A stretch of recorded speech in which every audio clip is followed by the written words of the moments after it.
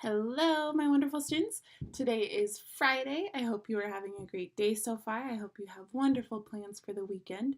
But before you get there, we are going to have some world history. So, welcome to class. Now, Wednesday we talked about the American Revolution and the French Revolution. And we're going to talk today about another revolution that was happening very much at the same time and comes on the heels of the French Revolution. We're going to be talking about the Haitian Revolution. Now, the Haitian Revolution was the largest and most successful slave rebellion in the Western Hemisphere. We had slave rebellions prior to this. We've got Spartacus in Rome, and we see it throughout history. However, none of them were really successful, whereas the one in Haiti was and becomes a revolution. It's influenced by the new concepts of human rights, universal citizenship, and participation in the government from the French revolutions.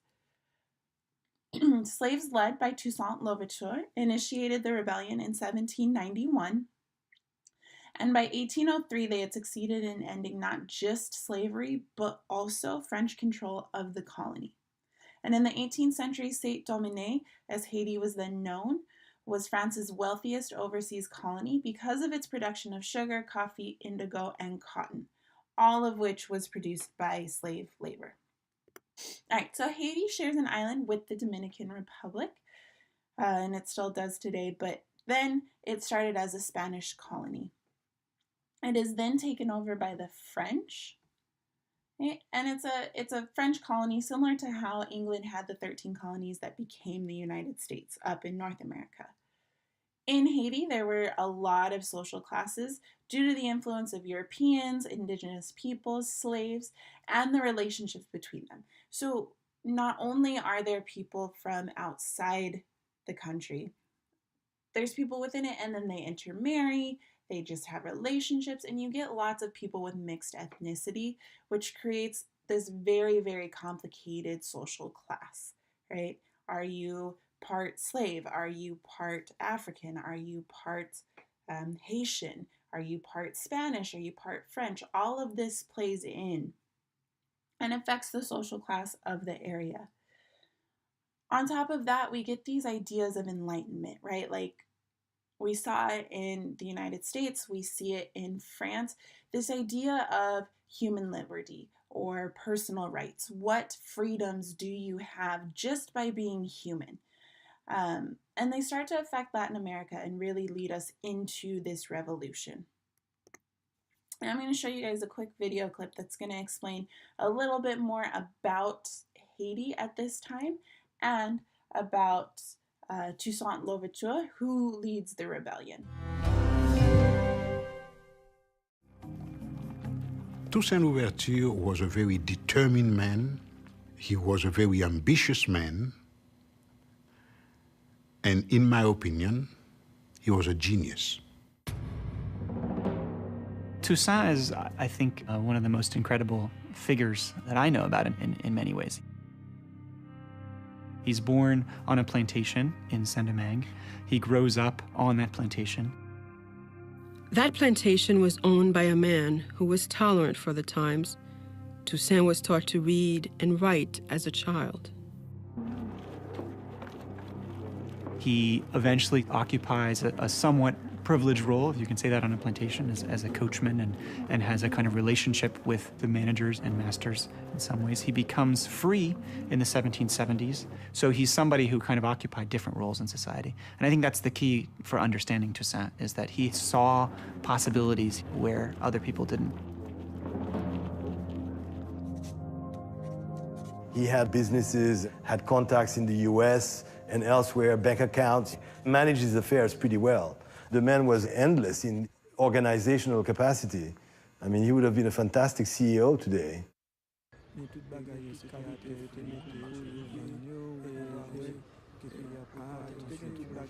Toussaint didn't record his first reactions to the revolution in France, but his fellow free Saint-Domingueans, the white colonials, and the mixed-race population were transfixed.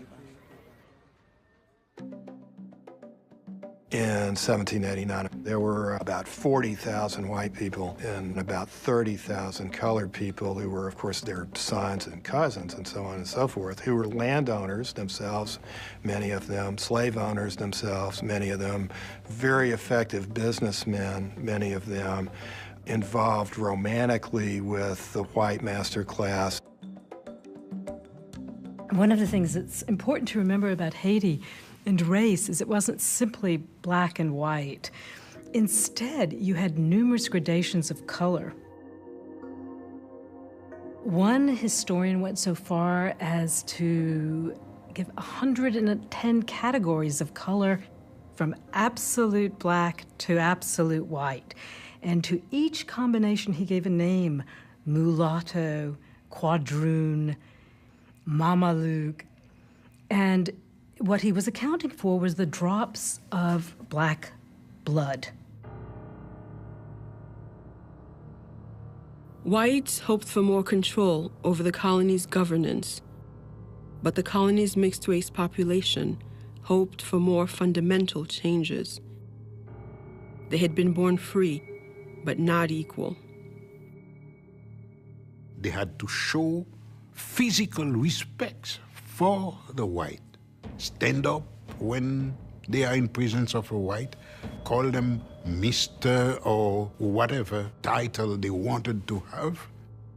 It was not easy for them, and that's exactly why they were the first one, before the blacks, they were the first one to ask for equality. The mixed-race population of Saint-Domingue decided their chance had come in 1791. They sent a petition to France's new government asking for the rights of citizenship. This is a powerful message to have been taking place in a society that was explicitly organized on inequality.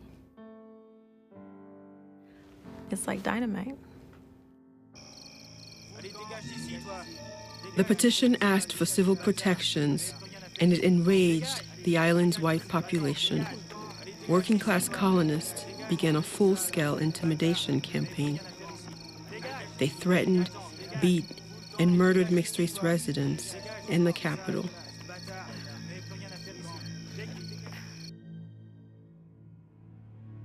But the petition met a different reception back in Paris. The new breed of delegates in the National Assembly issued a landmark decree. They extended equal rights to the small population of mixed-race people born of two free parents.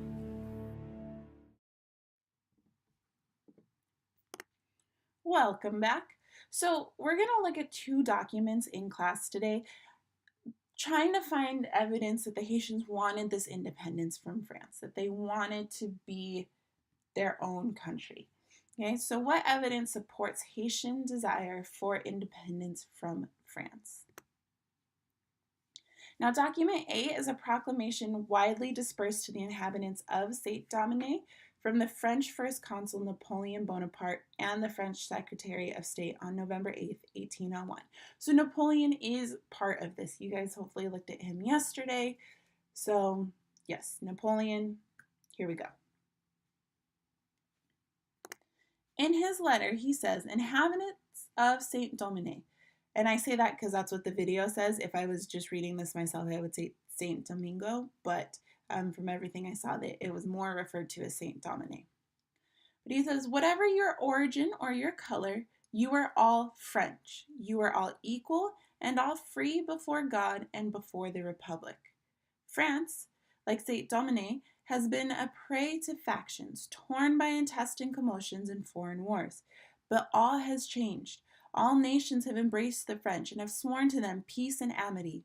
The French people have embraced each other and have sworn to be all friends and brothers. Come also, embrace the French, and rejoice to see again your European friends and brothers. Whoever shall dare to separate himself from the Captain General will be a traitor to his country, and the indignation of the country will devour him as the fire devours your dried canes.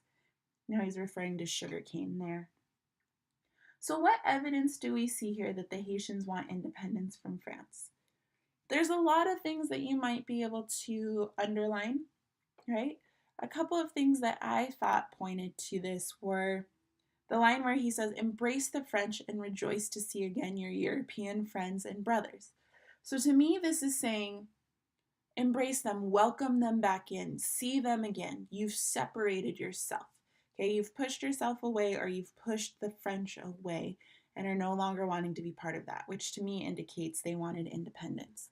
And then I would also say, whoever shall dare to separate himself from the captain general will be a traitor to his country.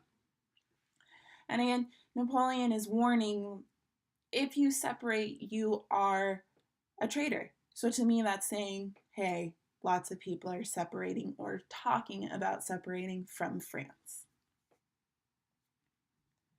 Okay, the next document we're going to look at is written by Toussaint. Okay, so it's an excerpt from a letter to a Haitian general by the Haitian revolutionary leader Toussaint Louverture on February 9th, 1802. And we're doing the same thing. We're looking for evidence that the Haitians oppose French rule. And he says, "My dear general, the whites have resolved to destroy our liberty and have therefore brought force The whites have resolved to destroy our liberty and have therefore brought a force commensurate to their intentions. Distrust the whites. They will betray you if they can. Their desire, evidently manifested, is the restoration of slavery. I therefore give you a carte blanche for your conduct. All which you shall do will be well done.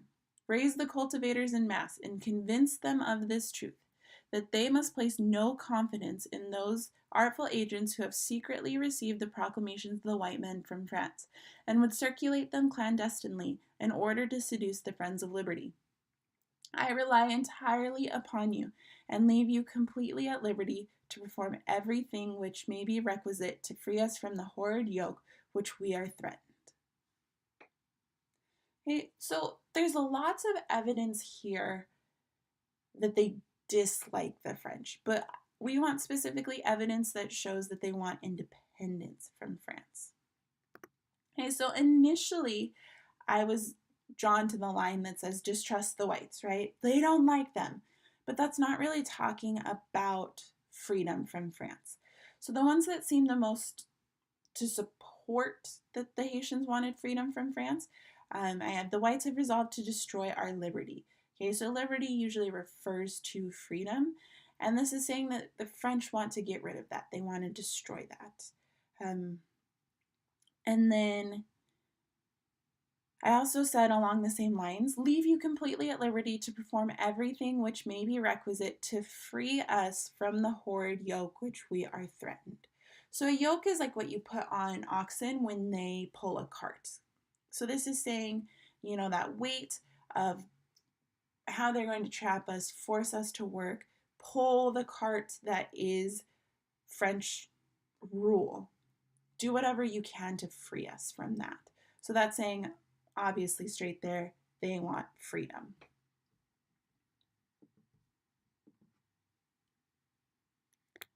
Okay, so what evidence supports Haitian desire for independence from France?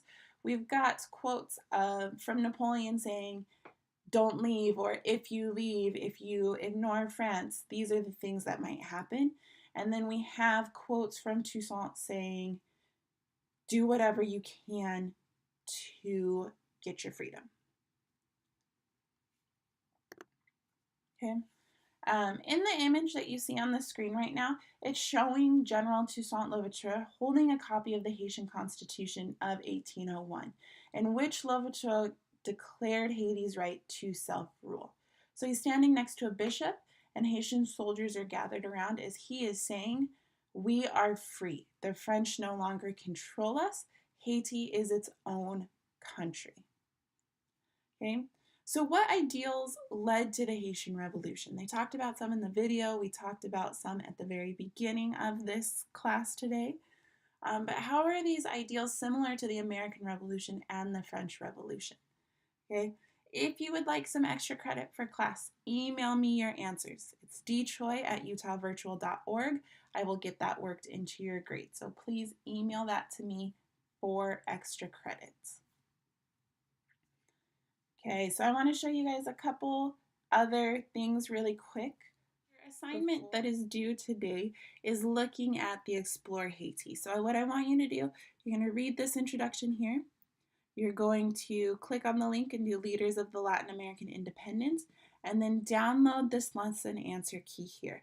Once you complete the activity and you download the lesson answer key, then you're going to go to the checkpoint and you guys are going to complete the 210 checkpoint for the day. Okay? Okay, so remember today there is an exit ticket 11/9/2018, and then your 2.10 checkpoint is due. That's what I just showed you. And then due Monday is your 3.1 checkpoint. Don't forget there is also an extra credit opportunity. You can email that to me. Let's say due by Monday. Okay. Otherwise, I hope you have a great weekend. Thank you for coming to class today.